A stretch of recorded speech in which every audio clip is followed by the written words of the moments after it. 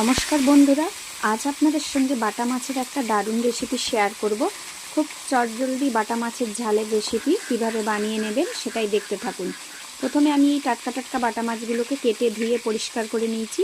এবার এতে পরিমাণ মতো নুন, হলুদ আর কাঁচা সর্ষের তেল দিয়ে 10 মিনিটের জন্য ম্যারিনেট করে মাছটা রেখে দেবো। 10 মিনিটের জন্য ম্যারিনেট করে মাছটা রাখলে কিন্তু মাছটা ভাজা করতে দারুণ সুবিধা হয়, আর এটা খেতেও একটা আলাদা টেস্ট হয়। এবার কড়াইয়ে সর্ষের তেল গরম করে 10 মিনিট পরে মাছগুলো একে একে ভেজে নিচ্ছি। বাটা মাছগুলো কিন্তু একই সাইজের সব, দেখুন আপনারা দেখলেই বুঝতে পারবেন যে বাটা মাছগুলো একই সাইজের। এবার আমি খুন্তির সাহায্যে বাটা মাছগুলো এপিট ওপিট আস্তে আস্তে উল্টে উল্টে ভেজে নেব। বাটা মাছটা ভাজা হয়ে গেলে এবার কড়ার মধ্যে দিয়ে দিচ্ছি পেঁয়াজ বাটা। পেঁয়াজ বাটাটা খানিকক্ষণ ভাজার পরে এবার এতে দিচ্ছি 2টো তেজপাতা আর একটু টমেটো।